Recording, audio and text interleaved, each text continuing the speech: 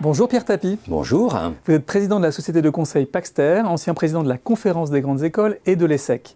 L'enseignement supérieur privé offre de multiples visages en France et la loi Fioraso du 22 juillet 2013 a créé la qualification d'établissement d'enseignement supérieur privé d'intérêt général, les fameux ESPIG, ce qui a permis à de nombreux établissements d'obtenir ce label d'État. L'offre est-elle désormais clarifiée, selon vous, dans l'enseignement supérieur privé ? Elle l'était théoriquement, mais quand on regarde la réalité de l'histoire, il serait plus juste de dire que l'État est constant dans ses inconstances. Je m'explique.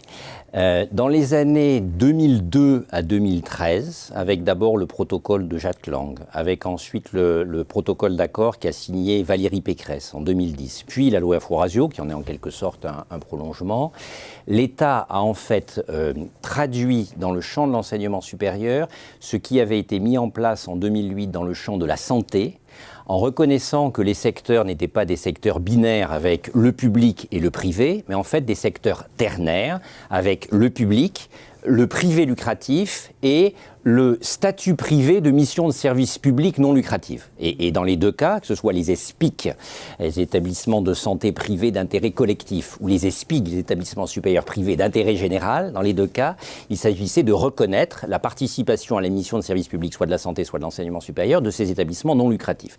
Ça, c'était l'intuition, et c'était une bonne intuition. C'était la constance, ça. Absolument, ça c'était la constance.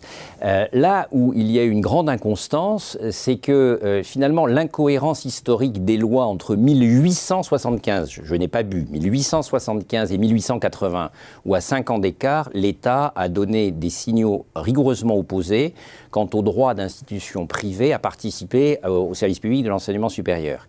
Et ce qui s'est passé entre les années 2002-2006 d'une part, 2014-2016 d'autre part, où là aussi, 2002-2006, il y a une belle ouverture au niveau du master et du doctorat sur la capacité des établissements privés à délivrer ces diplômes. Et en 2014, il y a eu un renversement complet, avec un refermement complet, alors que l'État avait dit, soi-disant par les ESPIG, que finalement on s'ouvrait à une meilleure reconnaissance de la mission de service public de ces établissements. Dans les faits, on a au contraire écrasé ces établissements quant à leur capacité à diplômer. Donc l'État, sur ce plan-là, est parfaitement constant dans ses incohérences. Donc vous diriez que la promesse qui avait été faite, que l'État autorise ces établissements à diplômer, on parle bien du privé non lucratif, a été trahie. Alors, elle a été trahie deux fois. Je suis plus grave que votre propos, elle a été trahie deux fois. La première chose, c'était qu'a priori, à la suite du protocole Lang et du protocole Pécresse, on allait effectivement vers une meilleure capacité à diplômer, et finalement ce que demandaient simplement ces établissements, c'est que la capacité à diplômer soit seulement basée sur la compétence universitaire et celle du corps professoral, et pas sur le délit de sale gueule administrative, puisqu'aujourd'hui c'est le cas.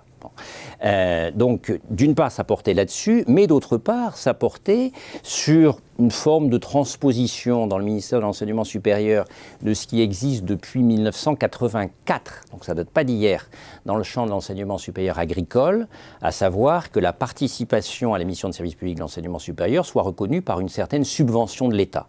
Et à l'époque, ce qui était reconnu, c'était que l'augmentation des ressources par étudiant soit la même dans les années à venir que celle qui avait été dans les années passées, ce qui amenait à avoir des ressources par étudiant qui passaient de 1 000 à 2 500 euros par étudiant à peu près.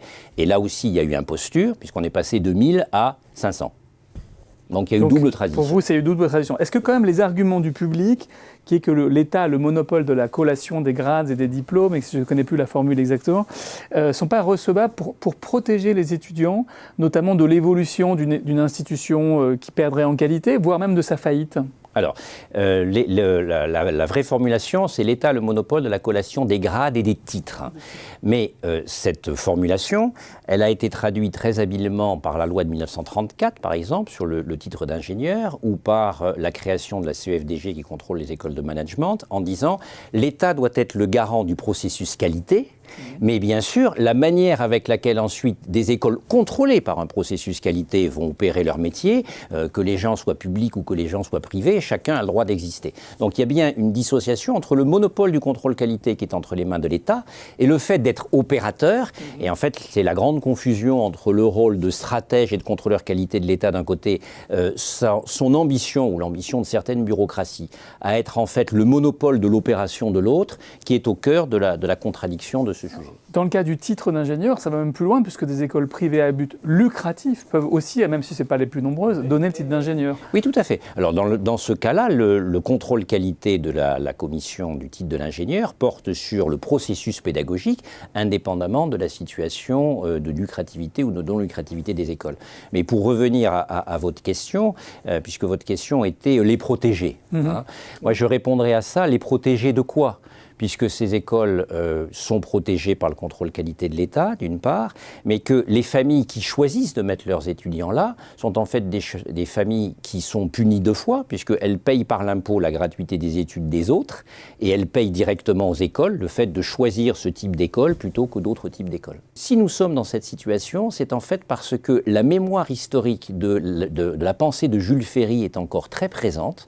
Jules Ferry, en 1880, à la tribune de l'Assemblée nationale, disait qu'on ne pouvait pas accorder de diplôme d'État à des institutions privées car ces institutions mues par l'appât du gain ne pourraient faire autre chose que de battre monnaie de leur indulgence. Je cite.